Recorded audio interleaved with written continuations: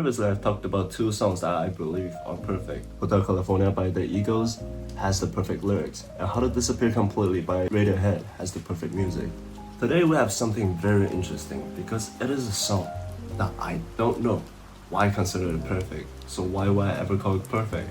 Now, regarding some recollection, I can't really remember why I enjoy Prince's Purple Rain, Bloom by Radiohead, In the Aeroplane Over the Sea by Neutral Milk Hotel, or Southern Beach by David Tell. They seem to have an intangible vibe that I just cannot explain. Here's the funny thing. I can't focus on the music nor understand the lyrics.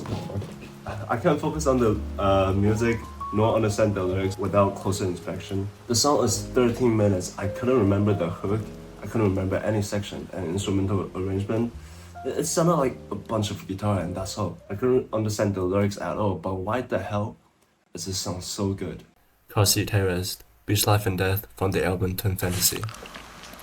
Last night I drove to Harper's Ferry and I thought about you. There were signs on the roads that warned me of stop signs. The speed limit kept decreasing by 10 as we entered a town about halfway there.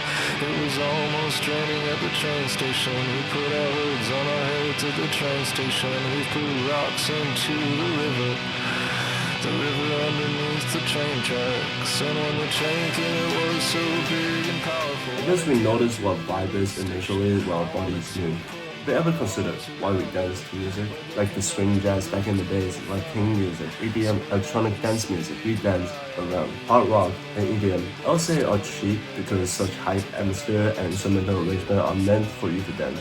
So I look into the micro movements.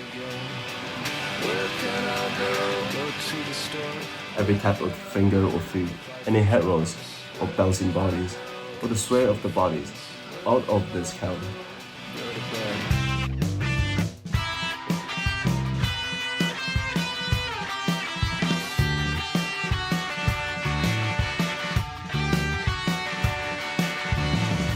Now this song is Beach Life and Death by an indie band called Car Seat Headrest. The lead singer, Will Toledo, wrote the album Twin Fantasy because of a long-distance relationship. He was experiencing strong anxiety, loneliness, and the pain of a breakup. He was experiencing schizophrenia, not differentiating reality and fantasy.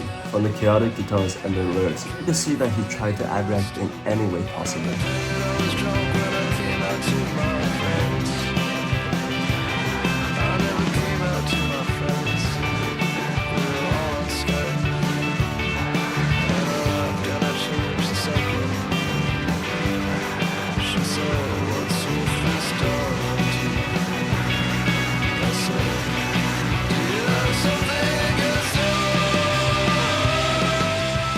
These lyrics are funny as hell, by the way. I never had a long-distance relationship, so I cannot really relate or understand the lyrics in one go. A long-distance relationship sounds so chaotic, with such a full guitar arrangement and a little chirpy guitar as the main melody for us to grasp onto. Then, I do not want to experience a long-distance relationship.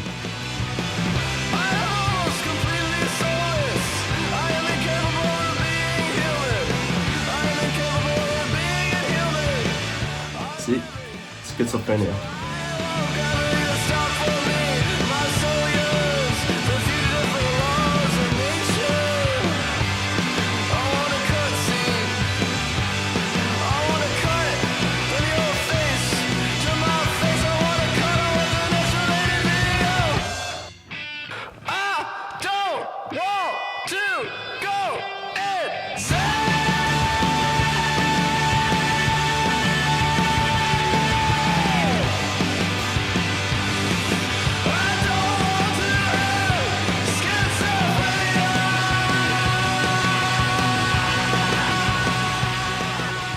Guitar, bass, the drum are mixed so well. Like you can hear each snare and kick so richly. Either way, maybe we can't tell the story from the instrumental arrangement alone, like How to Disappear Completely by Radiohead, but we can definitely hear the emotions in Will Toledo's voice. Remember the train thing at the beginning in the lyrics? Listen to this.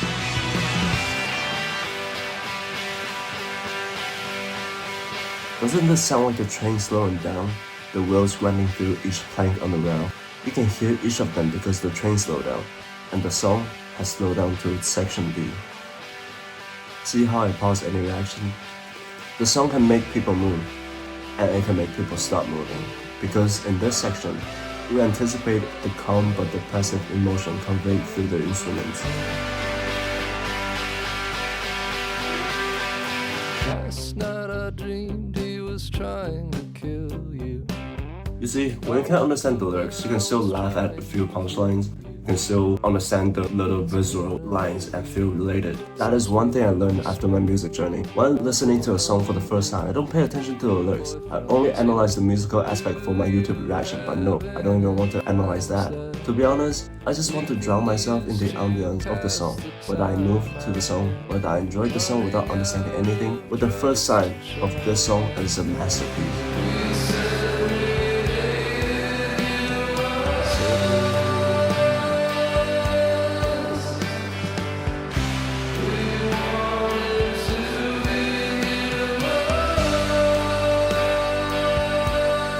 That is the invisible vibe of music.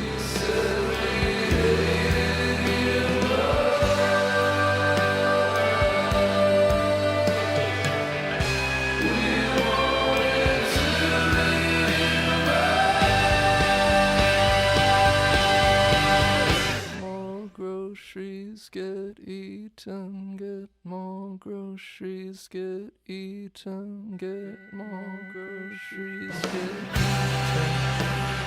This song has 3 sections. Section 1, we have descriptions and progress of the protagonist's relationship. Section 2 is actually a memory that the two had before becoming a couple. Section 3 is an emotional outburst. And I gotta say, Section 3 is my favorite.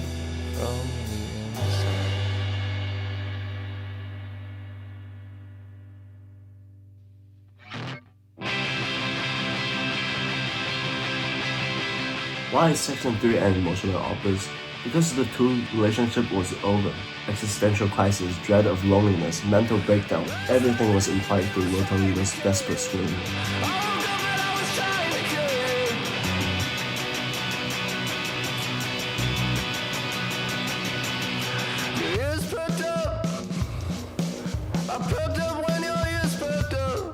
This is where the lo-fi production of the indie band really came through. You hear that echoey noise behind the vocal?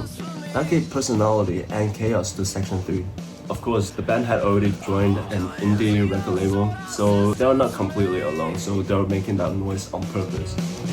Now, sorry to pause it here. I want to talk about the first time that I discovered the invisible vibe, and the first time that my body moved on its own. Certain instruments make body move differently. For me, it was when the hi-hat goes from closed to open. The high frequency resonant sound hitting the rhythm is what made me do this. The other day I was just listening to Let Down by Radiohead and I accidentally discovered this.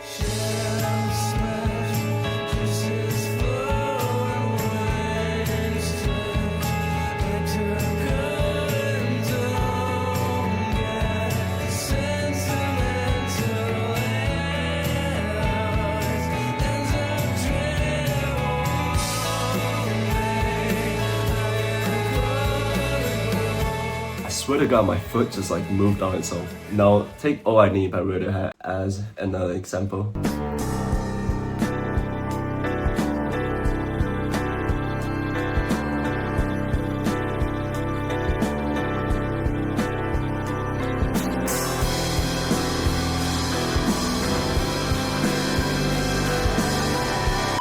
Can anyone relate? Because to me, this is such a vivid progression of music that always makes me tap my foot. And it's a common progression in many rock music. And of course, Beach Life and Death has that progression too, but it's a little different. It's simply an irregular drum groove, turning into a groove with pattern, led by the vocal.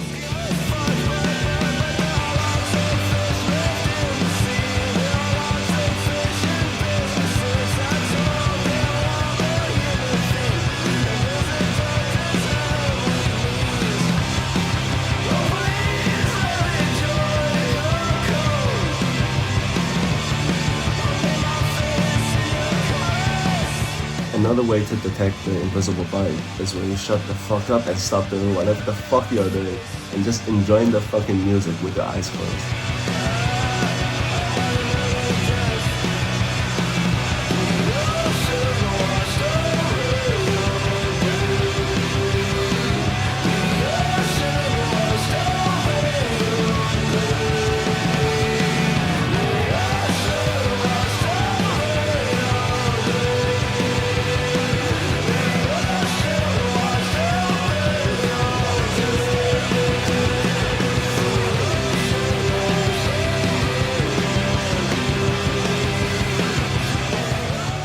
for today's video. It's equivalent to why we enjoy Minecraft when it's such a repeating game. We enjoy the ambiance. It's why we enjoy jazz when it's too complicated for us to understand. It's ambiance, the invisible vibe. Ambiance that can be even heard in rock songs and not just bang your head like in EDM or hardcore metal music. I recently reacted to the Smashing Pumpkins 1979. The song was repeating, yet it felt like a road trip. I was just gently bobbing my head while easily imagining scenes without the lyrics. That is vibe. That is why music like these are great. And that is why Beach Life and Death is a perfect song. That's it for today, and that's it for the perfect music series. So thank you for watching, and I'll see you next time. Bye.